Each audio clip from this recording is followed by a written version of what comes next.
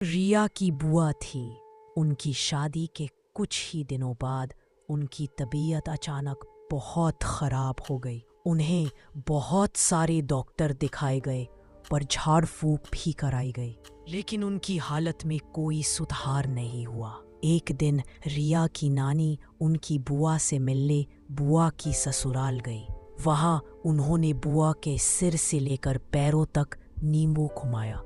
इसके बाद उस नींबू को पूरे घर में ले जाकर घुमाया और जब बाहर जाकर नींबू को देखा तो वह पूरी तरह काला पड़ चुका था और उसमें से भयानक बदबू आ रही थी। रिया की नानी ने उसकी दादी से चिंता भरे स्वर में कहा, अब आप अपनी बेटी को साथ लेकर अपने घर चलिए, नहीं तो उसकी तबीयत और खराब हो जाएगी। उसकी दादी बुआ को लेकर अपने घर चली गई। कुछ दिन झाड़ फूक के बाद बुआ पूरी तरह ठीक हो गई। कुछ दिनों के बाद नानी ने बुआ से पूछा, अब तुम्हारी तबीयत कैसी है?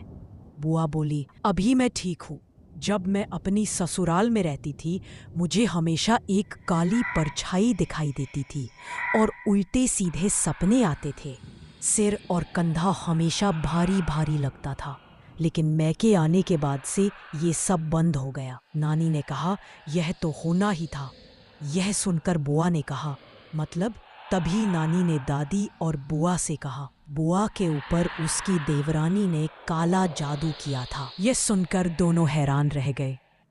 बुआ ने पूछा, पर उसने ऐसा क्यों किया? नानी ने गंभीर आवाज में कहा, तेरा पति तेरी देवरानी की बहन से प्यार करता था, लेकिन उसने उससे शादी नहीं की। वह घुट घुट कर अपने जीवन को समाप्त कर लिया।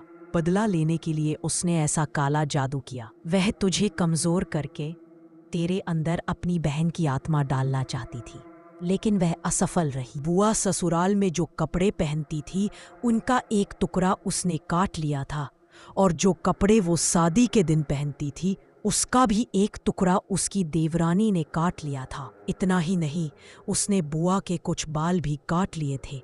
यही सब करके उसने बुआ के ऊपर काला जादू किया था। बुआ रोते हुए अपनी ससुराल वापस गई और सारी बात अपने परिवार को बताई। फिर उसने ससुराल छोड़कर मैके आकर रहने का फैसला किया।